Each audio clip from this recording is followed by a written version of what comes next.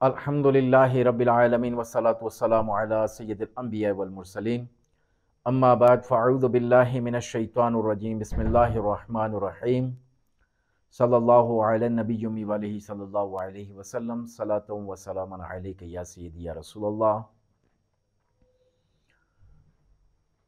जब से हम सोशल मीडिया में जब आए हैं और तकरीबन इसमें जो है 1 साल हो चुका है जब से हम अपने प्रोग्राम कर रहे हैं, तो अल्हम्दुलिल्लाह दिन रात हम उम्मत में शऊर उजागर करने की कोशिश कर रहे हैं कि हम जिस दौर में रह रहे हैं इस वक्त, ये दौर जो है आपका फिस्क फजूर वाला दौर है, गुनाहों का दौर है, मासियत का दौर है।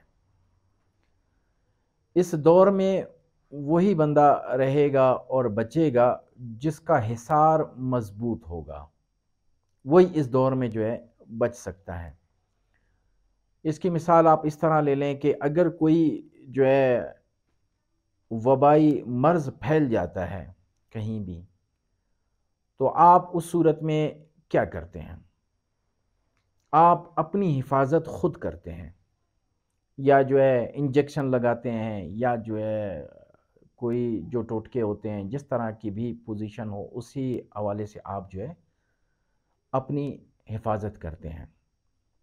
तो इसी तरह हमें भी जो है हिसार अपना मजबूत करना चाहिए।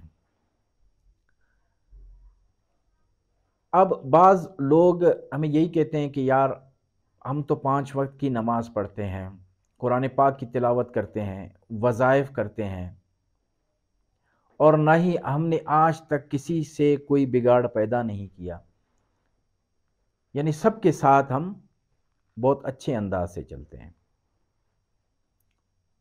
तो आप मुतमईन हो जाते हैं कि कहते हैं यार हमने किसी का कुछ नहीं बिगाड़ा, तो हमारे साथ भी ऐसा कुछ नहीं होगा।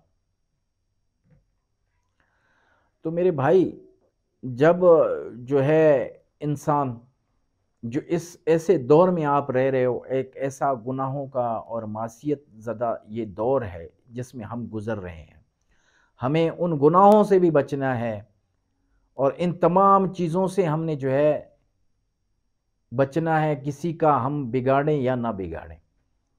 लोग हसद की आग में जल रहे हैं और हसद के अंदर जो है पागल हुए जा रहे हैं। अब 2 भाई आपस में बैठते हैं और जो है एक ही माँ से पैदा हुए होते हैं और एक ही साथ सारी उम्र जो है खाना खाया रहे, सब कुछ होने के बाद इतनी मोहब्बत थी कि इंतहा के दर्जे पे एक दूसरे पर जान की बाजी लगा देते थे आपस में भाई। फिर क्या होता है कि जब शादी हो जाती है तो घर के अंदर किस कदर मसाइल होते हैं कि यही माँ बेटा मुखालिफ बन जाते हैं, भाई भाई का मुखालिफ बन जाता है। ये किस वजह से बन जाता है? इसी हसद की वजह से बन जाता है। तो इस दुनिया में इंसान जो ये कहता है कि भाई मैं तो न किसी से बिगाड़ पैदा कर रहा हूँ, मैं तो बहुत ज़्यादा तकवे वाला हूँ, तो आप बाकायदा नमाज पढ़ें या कुरान पाक ज़िक्र व अज़कार करें। आप हिसार नहीं बाँधेंगे तो आप इस आज़माइश में मुब्तला हो जाएंगे। तो कोशिश करें कि अपने हिसार को मजबूत करें। अब लोग कहते हैं कि भाई हमने ये, हमारी खानकाह में आते हैं, खानकाह में आकर जो है अपने मसले बयान करते हैं, वो यही कहते हैं कि भाई हमने किसी का कुछ भी नहीं बिगाड़ा, तो हमारे साथ ऐसा क्यों हो रहा है?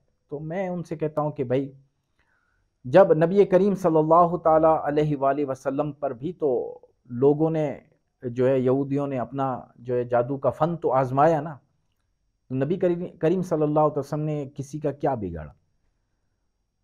तो उसके बावजूद उस पर जो है अपना फ़न आजमाया गया। वो एक जो है थी उम्मत के लिए एक वो थी कि उनके ज़रिए जो है उम्मत को जादू का इलाज पता लगा कि जादू का हक है और जादू का इलाज इस तरह किया जाता है। तो जो शख्स वज़ाइफ पढ़ते हैं कसरत के साथ, उनको हिसार का पता भी नहीं होता और अक्सरियत जो है रिजत में जो है आ जाती है और वही घूम रही थी उसी तबीयत में। तो उनको जो है ना उस वज़ाइफ का, शराइत का और इन तमाम चीज़ों का किसी चीज़ का भी पता नहीं होता। हालांकि लाजमी शर्त होती है हिसार की कि हिसार बांधना है आपने। और इसी तरह जो सिर्फ फ़कत नमाज पढ़ता है, कुरान पाक की तिलावत करता है, वज़ाइफ नहीं पढ़ता, उसके लिए भी लाजमी है कि वो हिसार अपना रखे। हिसार जो है वो पढ़कर अपने जो है इर्द गिर्द हिसार कर ले। वो तमाम आफतों, मुसीबतों और इन तमाम जादू और शरीरों के और नज़र बद इन तमाम से जो है महफूज रहता है।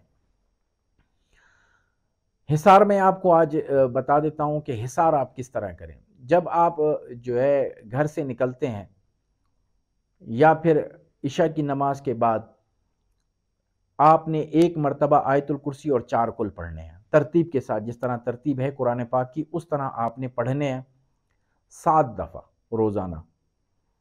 7 दफ़ा पढ़ें तो ये तकरीबन आपके 24 घंटे का हिसार हो जाएगा। हाँ, अगर आपने अपने किसी अजीज़ व क़ारिब या कोई आपका बेटा या बच्चा कहीं बाहर जाके पढ़ रहा है या मुल्क से बाहर है, शहर से बाहर है, उसके हिसार का तरीका भी इसी तरह है कि पहले आप अपना हिसार बांधेंगे, उसके बाद जो है फिर दूसरी पढ़ाई जिस भी अपने अजीज़ के लिए आपने करनी है तो फिर उनका हिसार आपने बांधना है। ये याद रखें, पहले अपना हिसार करें। बग़ैर आपने हिसार किए उसको बांधा, उसमें नज़र बद हुई या जादू या जिन्नात का असर हुआ तो आपकी तबीयत ख़राब होगी। पहले अपना हिसार बांधने के बाद ये काम कर लें तो इंशाअल्लाह अज़्ज़ व जल आप तमाम आफ़तों से महफूज रहेंगे। रब ताला से दुआ है कि रब ताला हमें सही माना में नमाज़ पढ़ने और सही माना में वज़ाइफ पढ़ने की तौफ़ीक़ अता फ़रमाए। वमा अलैना इल्लल बलागुल मुबीन।